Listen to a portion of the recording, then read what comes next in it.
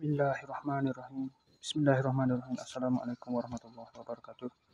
Jumpa lagi kita dengan channel saya hari ini, hari Ahad 21 hari bulan September 2025 Masehi, bersamaan dengan 28 Rabiul Awal 1447 Hijriah. Sekarang pukul 6.50 petang. Seperti biasa, video dari report kita untuk hari ini. Mai tadi pada buat video penutup, saya terus balik ke rumah. Tidur pun lewat juga lah tidur tu. Lewat juga. Lepas tu bangun biasa 50 minit pagi, bangun mandi, semai subuh. Kemudian pakai sarapan. Lepas tu tunggu bagai sarapan. Ada enggak? Makan sarapan, lepas tu ya dah.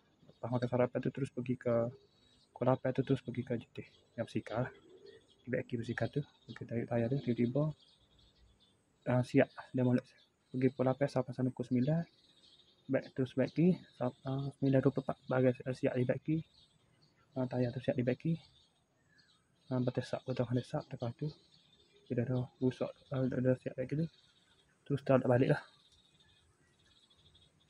9.50 tu 9.20 tu tolak balik lah. Tolak balik tu on the way tu tiba-tiba budak penghantar Shopee tu telefon ni nak hantar barang dah. Tadi pukul 9 bila berapa tadi mari 9.44 dah ya lah. 9.44 9.30 dah pun. Lepas tu 9.44 dia dah proses tunggu tu bila orang rumah tu bayar dah sudah mana dia terima pada 9.44 pagi. Lepas tu saya pun tolak balik juga. Mandi semai lahu, ambil barang tu, bawa mai sini lah untuk review. Lepas ni dari pukul 2.30 tu balik sini. Nak anda 2.30 duduk relax sini, tiba-tiba 2.44 dia sapa pula. Sampai sini ada dua suku. 2.44 pula sapa pula kali keluar. Lepas tu saya pun buat review pula tadi. Review tadi saya tu terus keluar lah. Terus keluar pergi makan penat dia. Keluar pergi makan di dah bakso sama-sama nak gatal barang dia kepada budak dia. Najmi Iqmal lah. Dia tak ada rumah juga hari ni pun. Mari tak ada 3 hari tak ada rumah. Lepas tu saya pun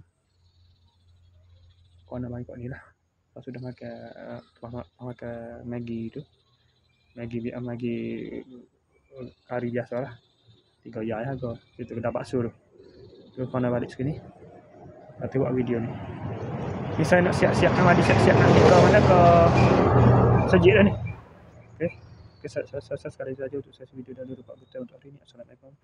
Jumpa lagi. Bye.